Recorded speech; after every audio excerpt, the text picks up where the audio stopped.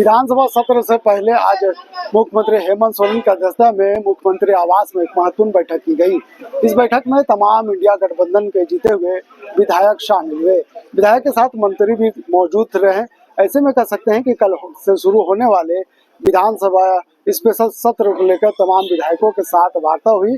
वार्ता में क्या कुछ बातें हुई, तमाम विधायक जब एक एक करके निकल रहे थे तो उन्होंने कहा कि जिस तरह से आप कह सकते हैं कि कल को बैठक में लेकर के क्या मुद्दे होने चाहिए, क्योंकि विपक्ष इस बार कहीं न कहीं सरकार को घेरने का काम करेंगे। वैसे में हेमंत सोरेन ने तमाम विधायकों से चर्चा किया और चर्चा के दौरान उन्हें बताया कि किन किन मुद्दों पर सदन के पटल पर रखे जाए। ये एक परंपरा रही है कि विधानसभा सत्र के पहले विधायक दल की बैठक होती है।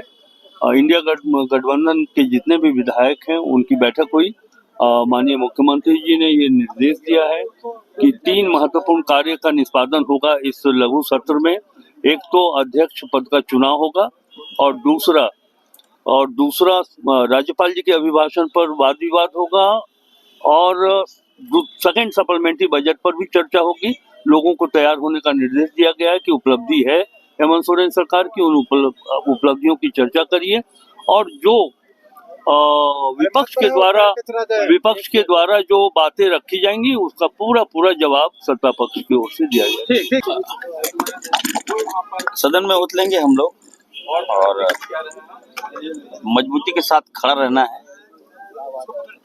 ये भाजपा जो है तिगड़मबाजी का एक्सपर्ट है ये लोग, और माहौल बाहर कुछ और माहौल बनाएगा, अंदर कुछ और माहौल बनाएगा। इसके लिए हम लोग को तैयार रहना है। और हमने पूरे सदन में कहा कि सरकार में अगर हम लोग आए हैं तो इसमें सबसे बड़ी भूमिका यदि किसी की है तो हमारी भाभी कल्पना भाभी जी का है। हमने उनको थैंक्स दिया और सदन में भी हम उनको थैंक्स देंगे कि हम लोग सत्ता पे आए और भाजपा जैसे जिस तरह से लोगों ने घेरा था उसका सीना फाड़ कर हम लोग बाहर आए। धन्यवाद। स्पीकर को लेकर नाम को लेकर हो गया, तय हो गया, नाम तय हो गया। रविंद्र बाबू नाम फाइनल हो गया।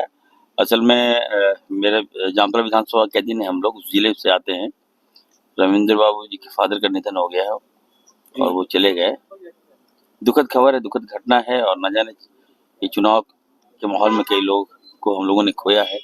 हमारा भाई दाहिना हाथ है परिमल मंडल, उसका भी निधन हो गया। मैं काफी सदमे में, मेरी माँ चली गई, रविंद्र बाबू के फादर चले गए, मेरा दोस्त चला गया, तो हम लोग थोड़ा सदमा में उभरेंगे जल्द और सरकार अच्छा काम करेगी। सबका दिल हम लोग जीतेंगे। सत्र के बाद आपका ऐसे मुद्दे गहराए विधानसभा के अंदर क्योंकि रिजल्ट प्रकाशित हो गया है और विपक्ष एक बार फिर सरकार को घेरने का काम कर रही है। कौन जेएसएससी का मुद्दा एक बार फिर गरमाएगा ऐसी उम्मीद जताते हैं क्योंकि विपक्ष हमलावर है। आपको लगता है कि राज्य में विपक्ष है? आपको लगता है सकेगा हम लोग से विपक्ष? भाजपा सकेगी हम लोग से? 56 इंच का सीना हम लोग साथ। देखिए, आज जो है बैठक हुई विधायक दल का बैठक हुआ और कल जो है विधानसभा का नियमावली के अनुसार सभी माननीय सदस्य का जो है शपथ ग्रहण होगा। इसके बाद विधानसभा का जो है सत्र चलेगा 12 तक और जो है उसका काम होगा। चलिए। नए विधायकों के साथ सीएम साहब को जानकारी साझा करनी थी और जिस तरीके से लोग विचित कर आए हैं, उत्साह है, उनको भी हौसला बुलंद करना था। आने वाले समय में हम कैसे काम करेंगे, आने वाले समय में हमारी सरकार की प्रक्रिया क्या होगी, कैसे विधानसभा सत्र में हम बैठेंगे और नए स्पीकर का चयन होगा, उस पर बात होगी। दादा क्या आज की बैठक में कल से जो हमारे माननीय नया सदस्यों का शपथ ग्रहण होगा और स्पीकर का जो चयन होगा उसी प्रक्रिया पर बात होगा। कैसे प्रक्रिया स्पीकर का नॉमिनेशन किया जाएगा, आना है, भाषण भी है, उस पर क्या कुछ सब होगा, उसी पर बात बैठक करनी है। विपक्ष की बैठक चलो कुछ देर में शुरू होगी। कल से सत्र हमारा 4 दिन का स्टार्ट है। माननीय विधायक कल शपथ लेंगे। शपथ के बाद में माननीय हमारे स्पीकर महोदय का चयन होगा। उसके बाद में महामहिम राज्यपाल का अभिभाषण के बाद 12 तारीख को हमारा महामहिम राज्यपाल के भाषण का धन्यवाद ये होगा। अनुपूरक बजट इसी में पेश होगा, वाद विवाद भी होगा उस पर।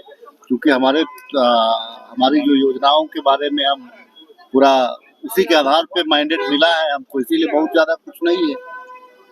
दादा आपने क्या बात रखी? नहीं, बैठक में तो माननीय मुख्यमंत्री जी का कल का स्वरूप तो आपने तमाम विधायक और मंत्रियों को बातों को सुना, क्या कुछ कहते हुए नजर आए?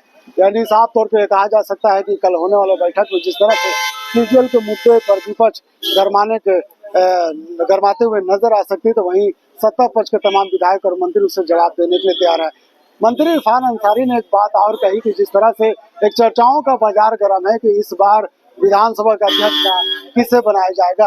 यानी कह सकते हैं कि जब दूसरे दिन विधानसभा के अध्यक्ष की वोटिंग होगी तो उसमें इरफान अंसारी ने साफ तौर पर कहा है कि इस बार भी सरकार की तरफ से वो नाम तय कर लिया, वो नाम रविंद्र नाथ महतो का है।